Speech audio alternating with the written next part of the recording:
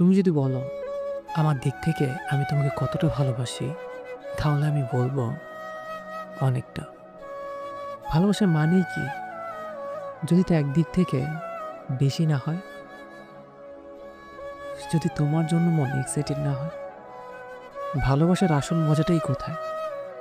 যদি সেটা কমিটেড না হয়, তোমার সব ছবি সেভ করি, মনে মনে তোমার অনেক প্রশংসা করি। আমি জানি তুমি হয়তো আমাকে কখনোই ভালোবাসবে না, তবুও আমি তোমাকে ভালোবেসেই যাব।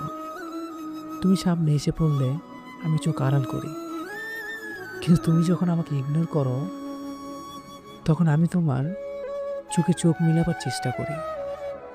আমার মেসেজে তুমি রিপ্লাই করো বা নাই করো, তোমার লাস্ট সিন চেক করি।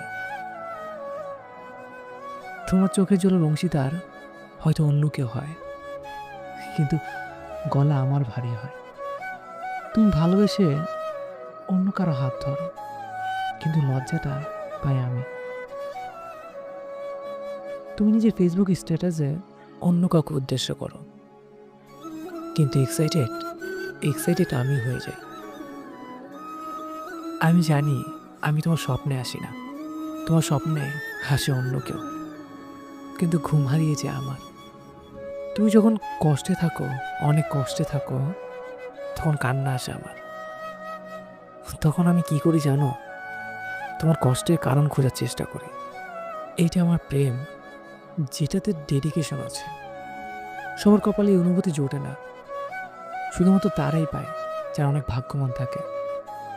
আমি মনে করি তোমার আত্মা, তোমার মন নিজের দিক দিয়ে আমার সাথে কানেক্টেড।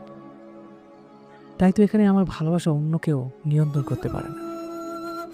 এটা সময়ের সাথে বাড়তেই থাকে, বাড়তেই থাকে। ভিডিওটি যদি ভালো লাগে তাহলে অবশ্যই আমাদের চ্যানেলটি সাবস্ক্রাইব করে আমাদের পাশে থাকবেন। ধন্যবাদ সকলকে।